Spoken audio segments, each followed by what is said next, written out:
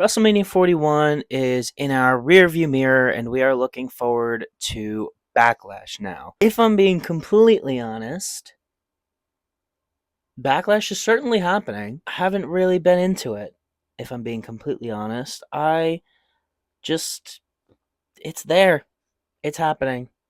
And it's going to be a good show, but there's just not much to it, you know? It's very inconsequential. With all of that being said, it is time for my Backlash 2025 predictions. Now, there are currently 5 matches on the card.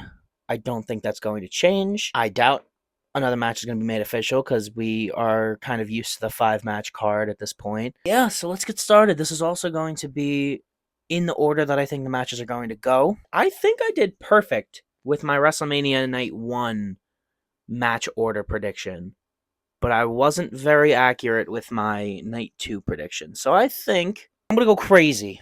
I think Becky versus Lyra is going to open the show. Becky Lynch versus Lyra Valkyria for the Women's Intercontinental Championship. Dare I say, my most anticipated match of the show, because I just think these two are gonna fucking kill it. I think these two opening the show will probably be pretty good because Becky's a very reliable performer. So you could put her anywhere on the card, she's gonna show out no matter what. And even just putting Lyra in this match and giving her this, honest to God, the first real feud of her title reign, and it's against Becky Lynch, I think that's gonna do wonders for her. I think that's going to do wonders for Lyra. I think it's already done wonders for her. If I'm being honest, I've truly been into her promos recently, truly been into her as a character recently. So, with all of that being said, I think they're going to open the show. But I think this is probably, apart from the main event, my most predictable match of the show. I think Becky Lynch is going to win because it is her third match back. She hasn't had a match since the tag match on Raw, so this is her third match back. I think we're going to get Becky beating Lyra for the IC title and truly cement the IC title as the workhorse championship for the women as it is for the men, and use Becky to kind of build that up, because while Lyra has had a really good run so far, in my opinion, it hasn't really done much for the belt. If I'm being completely honest, it's just kind of been there, which same for the US title. It's not a fault of Lyra or not a fault of Chelsea on her end, or Zelina now, but it's at fault of the booking. But I think now that the belt will be on Becky, I think it'll be taken more seriously, and I think she will be taken more seriously, and it also gives Lyra the chance to chase the belt. At first she just won the tournament, right? She won the tournament. Yeah. At first Lyra won the tournament. Now you can give her the chance to chase the belt, and I feel like maybe you can get a trilogy out of it. Maybe a trilogy. Maybe. But I feel like Becky's going to win regardless. So, with all of that being said, my next match on the card, I'm going to do the US title one, I think. So, for my next match on the card, the United States Championship up for grabs in a fatal 4-way match. LA Knight versus Drew McIntyre versus Damian Priest versus the champion, Jacob Fatu.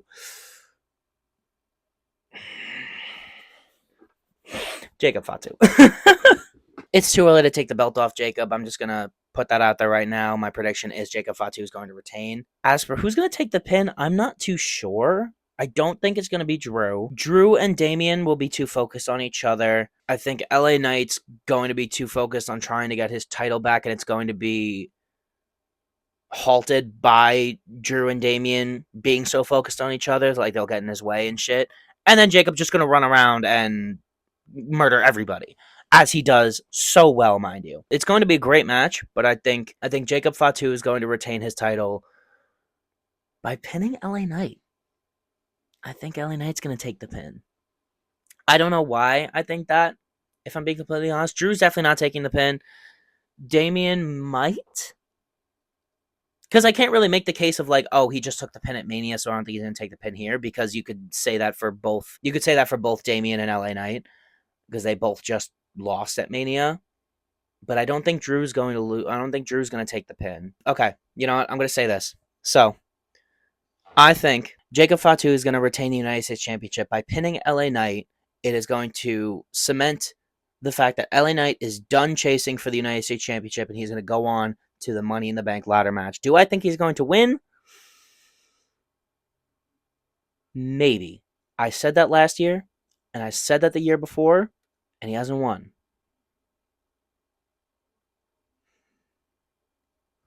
Is this the year? I don't know. That's how I think this match is going to go. Next, Gunther versus Pat McAfee.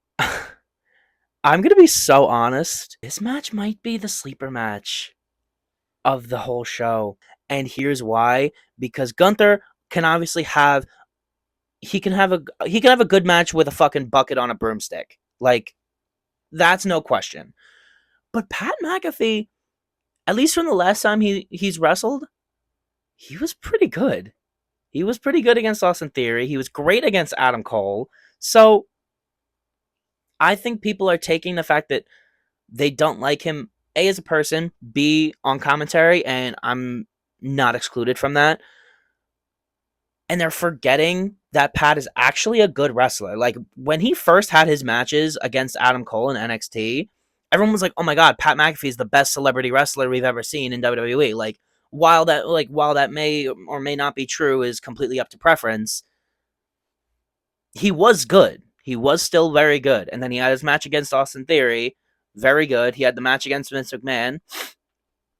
Remember that? Remember that match? Now you do. Because I have to remember it, so you do too. He had a match against Vince McMahon, a sanctioned match against Vince McMahon at WrestleMania, by the way. This was at WrestleMania. Match of the year, if you ask me, personally. Apart from the Vince McMahon match, he hasn't really had many bad matches. That I can at least remember. I could be misremembering it. I haven't watched it back. I haven't watched any of his matches back, if I'm being completely honest. But I remember them being pretty good, especially the one against Adam Cole in NXT. With all of that being said, I don't like him on commentary. I used to love him on commentary. I used to really thoroughly enjoy his commentary. But he just needs to learn to shut the fuck up, in my opinion. Him and Michael Cole, don't get me wrong, are a very good duo. Very good commentary duo. And Pat was very good at commentary. He now just needs... I think he got too comfortable. I think he got a little too comfortable, and he just needs to, like, kind of take a step back, in my opinion. I'm all for commentators enjoying themselves and kind of, like, being fans while being at the desk. But I feel like there's a line between being a commentator and doing your job and then being a fan. Michael Cole and Joe Tessitore and Wade Barrett, Corey Graves, Vic Joseph, Booker T, I think they're all on that line, and it's perfect. Pat McAfee, I think, just passes that line a little too much.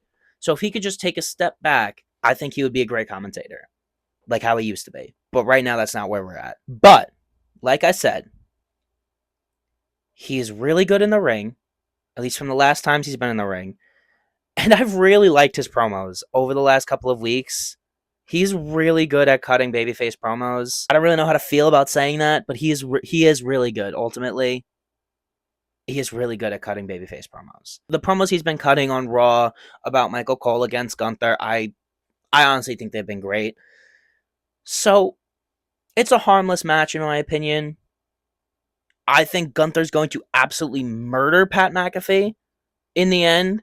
Like, this might be a way to write Pat McAfee off for a little bit, which I thought the angle after WrestleMania, I thought that's what that was for. I thought that was to write Pat McAfee off for a little bit, but he came back the week after, but after selling it pretty damn good, by the way. He did pretty good at selling the attack. But he came back a week after,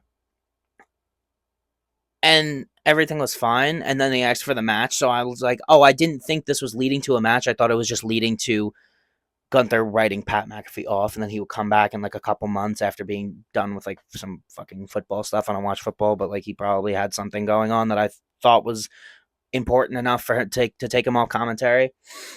But that's what I thought was going on. I didn't know it was leading to a match, but now that we're here, I'm not, like, I don't hate it. I think it's very harmless. I don't think it takes a lot away from Gunther because I feel like this is going to be used as a way to build Gunther back up. So I don't think it's going to be a squash necessarily. He's going to get some offense in. Like, let's be real. Pat's going to get some offense in. But at the end of the day, it's going to be a squash. It might be a fairly quick match. It's going to remind Gunther of who he once was, and that's a killer, basically. Like, when he was IC champ, before he won the world championship, when he just destroyed everybody, no questions asked. I think this is going to be the start of kind of that rebirth of Gunther. That's my take on it, but we'll see where that goes. My penultimate match for Backlash 2025, I think, it is going to be Penta versus Dominic Mysterio for the Intercontinental Championship. The men's one. Again, I think it's too early. I think it's too early to take the belt off Dom. There's obviously going to be some Judgment Day interference. I don't think we're going to get past that, but hopefully we're leading into a Finn Balor Dominic Mysterio title feud, and then that's when the IC belt's going to change hands. I think Finn Balor is going to be the man to take the belt off of Dom. I don't know when that's going to happen because, as you guys saw from my Mania predictions, I thought it was going to be at Mania. I predicted Dom was going to win, but I thought that the turn was going to happen at Mania. Then when it didn't, I'm like, oh, it's going to happen in the Raw after. It didn't. I was like, okay, well, they're pushing this out a little bit more. Maybe it'll happen at Backlash. Probably won't. I'm thinking this is probably the SummerSlam match, if I'm being completely honest with you. So we got about 3 more months of this stuff, of this passive-aggressive backstage promos, and Dom costing Finn his matches, Finn costing Dom his matches, but being like, it's all in good fun, you know? I'm just messing with you, Dom. Like, come on, let's move this. Let's move this along. My prediction is also enhanced, dare I say, due to the fact that AJ Styles walked into the Judgment Day lair or clubhouse, whatever they call it, and basically said, I don't care who wins. It could be you or Penta. I'm coming after that Intercontinental Championship. It took him a couple tries to say it, but ultimately he shot his shot at Dom before the match at the pay-per-view for the title to make sure it's like, ooh, Penta could still win, you know, or the challenger could still win, or this person could still win.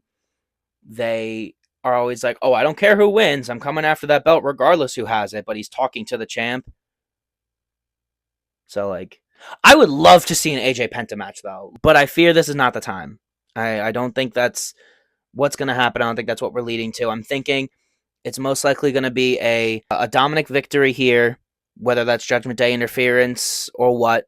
It most likely will be.